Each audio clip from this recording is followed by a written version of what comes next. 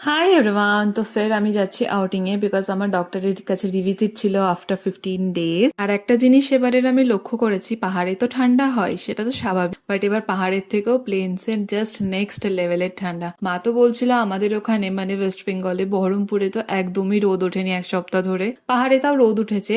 আর same এখানে হালওয়ানিতেও সেরকম রোদ ওঠেনি। আর এখানে আমি ডক্টরেরও দেখিয়ে নিয়েছি আর আমার রিপোর্টসও বেশ ভালো এসছে। দেন এখান থেকে আমি চলে গেছিলাম একটু শপিং করব বলে, বিকজ আমাকে টিচার্সরা প্লাস অনেকে অনেক কিছুই আনতে দিয়েছিল, তো সেগুলোই নিয়ে আসছিলাম। আর আজকে আমরা প্ল্যান করেছিলাম যে আমি বাইরে থেকে অনেক কিছু খাবার নিয়ে যাব, দেন রুমে গিয়ে আমরা একটা ছোট্ট মোট্ট কিটি পার্টি করবো। তো সেই জন্য এখানে আমি কিছু খাবার প্যাক করিয়ে নিয়েছিলাম। আর এখানে আমি যাচ্ছিলাম কলেজে।